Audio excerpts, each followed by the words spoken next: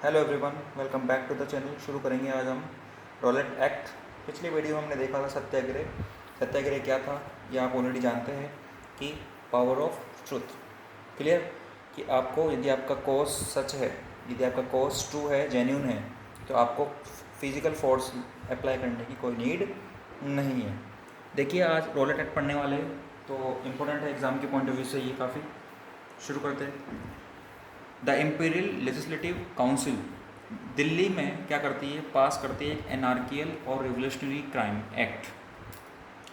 एनार्कियल का मतलब है कि यहाँ ब्रिटिश गवर्नमेंट जो थी खुद का राज चला रही थी, खुद सारे फैसले ले रही थी, तो वो एक राजतंत्र वाली बात को लेके यहाँ पर एनार्कियल बात की गई है।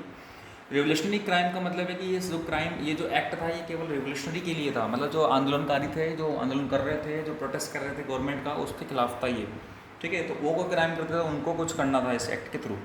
तो ऑन 18 मार्च 1909 को ये क्या होता है, दिल्ली में पास होता है। Clear. It was popularly known as Rowlatt Act. क्यों? क्योंकि इसको हेड करने वाला कौन था? सिडनी रॉलेट था। इस बात से इसका नाम क्या पड़ गया, रॉलेट एक्ट पड़ गया। As it was formulated on the recommendation, क्योंकि इसको किसकी रिकमेंडेशन पर बनाया गया था, कमेटी अपॉइंट की गई थी इसके लिए ब्रिटिश इंडियन गवर्नमेंट ने इन 1917 के अंदर। क्लियर। ब्रिटिश इंडियन गवर्नमेंट, इसका हेड बन रहा था कौन? Sydney Rowlatt. इंग्लिश लॉयर था ये और एक जज भी था। Done. This act gave the British government, इस एक्ट ने क्या करा, ब्रिटिश गवर्नमेंट को unlimited power they the political leaders को रिप्रेस करने के लिए, पॉलिटिकल लीडर्स को दबाने के लिए, उनको मारने पीटने के लिए। क्लियर है, उनको पकड़ने के लिए। एंड अलाउ कर दिया गवर्नमेंट को टू इम्प्रिजन पॉलिटिकल एक्टिविस्ट्स, कि पॉलिटिकल एक्टिविस्ट को क्या करने के लिए जेल में डालो आप। ठीक है, कितने? 2 साल के लिए विदाउट एनी ट्रायल, बिना किसी ट्रायल के ही 2 साल के लिए जेल डाल दो आप। यानी वो किसी गवर्नमेंट को हायर नहीं कर पाएगा या फिर वो किसी और पे अप्रोच नहीं कर पाएगा और जेल में पड़ा रहेगा 2 साल के लिए। क्लियर। तो Mahatma Gandhi decided to go against this law. Mahatma Gandhi ने डिसाइड करा कि इस अगेंस्ट जाना चाहिए इस लॉ के, क्योंकि ये लॉ तो बड़ा रिप्रेसिव लग रहा है। And begin with A strike, उन्होंने एक स्ट्राइक के साथ इस बात को स्टार्ट किया, प्रोटेस्ट करना, ऑन 6 अप्रैल 1919 को। It was a non violent civil disobedience movement. ये कैसा था? एक non violent civil disobedient movement था।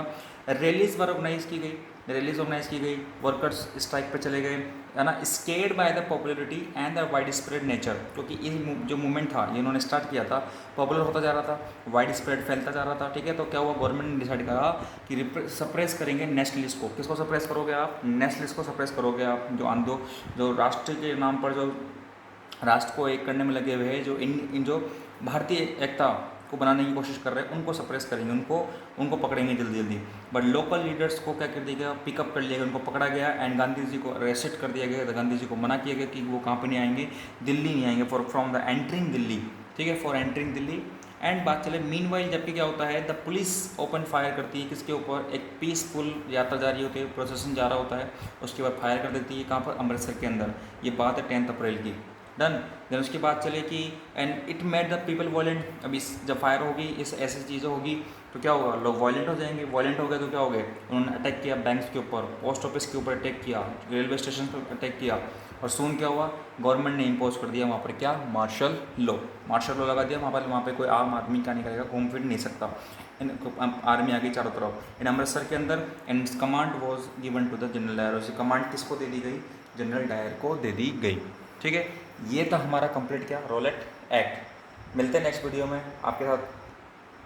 Thank you.